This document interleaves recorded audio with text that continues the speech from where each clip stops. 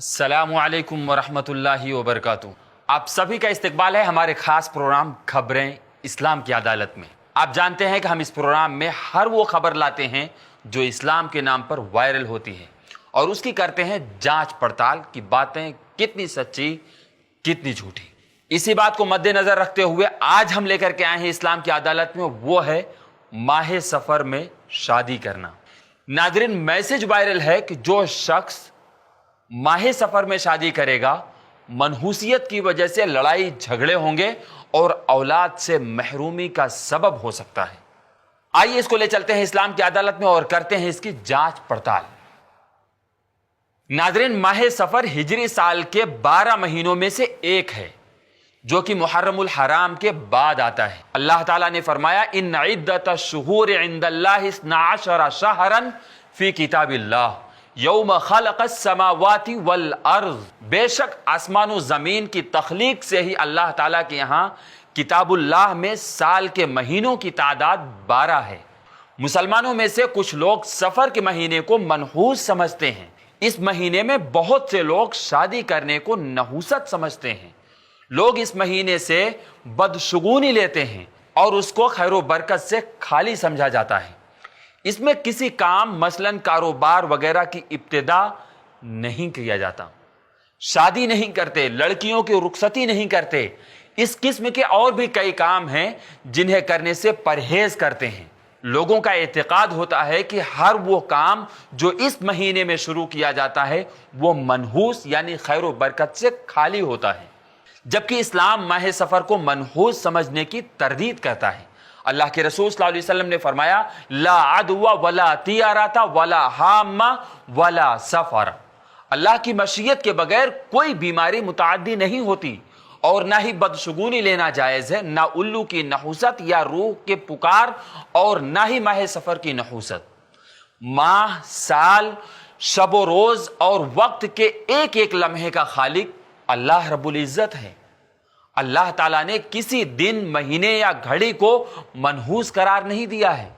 کسی وقت کو منحوس سمجھنے کی اسلام میں کوئی گنجائش نہیں ہے، بلکہ کسی دن یا کسی مہینے کو خاص منحوس کہنا در حقیقت رب العالمین پر الزام ہے۔ حدیث قدسی میں ہے اللہ تعالیٰ نے کہا یؤذینی ابن آدم یسب الدہر وانا الدہر بیدی الامر اقلب اللیل والنہار۔ اللہ تعالیٰ نے فرمایا کہ آدم کے بیٹا مجھے تکلیف دیتا ہے، وہ وقت، دن، مہینے یا سال کو گالی دیتا ہے، حالانکہ وقت، زمانہ میں ہوں، بادشاہت میرے ہاتھ میں ہے اور میں ہی دن اور رات کو بدلتا ہوں۔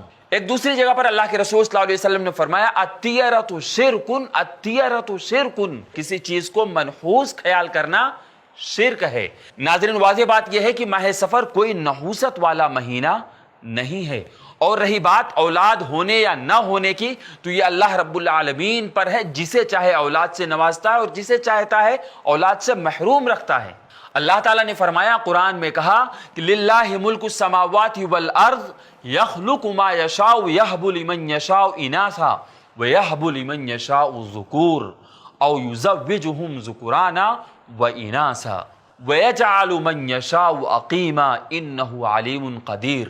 آسمانوں کی اور زمین کی سلطنت اللہ رب العالمین کے لیے ہے، وہ جو چاہتا ہے پیدا کرتا ہے، جس کو چاہتا ہے بیٹیاں دیتا ہے اور جسے چاہتا ہے بیٹے دیتا ہے، یا انہیں جمع کر دیتا ہے، بیٹے بھی اور بیٹیاں بھی، اور جسے چاہے بانجھ کر دیتا ہے۔ وہ بڑے علم والا اور کامل قدرت والا ہے۔ ناظرین، اللہ جسے چاہے جیسے چاہے ویسے ہی اس کے ساتھ معاملہ کرتا ہے۔ ناظرین، اسلام کی عدالت میں رکھنے کی بات پتہ چلا کہ جو لوگ کہتے ہیں کہ ماہ سفر میں شادی کرنا منحوسیت لاتا ہے اور اولاد کے محرومی کا سبب ہو سکتی ہے، اس طرح کی جتنی باتیں ہیں سب کی سب جھوٹ پر مبنی ہیں۔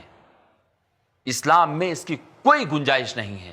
ناظرین، آخری بات یہ ہے کہ اللہ کے رسول صلی اللہ علیہ وسلم نے فرمایا 70,000 لوگ بغیر حساب و کتاب کے جنت میں جائیں گے، اس میں سے ایک شخص وہ ہوگا جو ولا یتطیرون وعلی ربہم یتوکلون، کسی دن کو منحوس نہیں سمجھتے اور وہ رب العالمین پر توکل بھروسہ رکھتے ہیں۔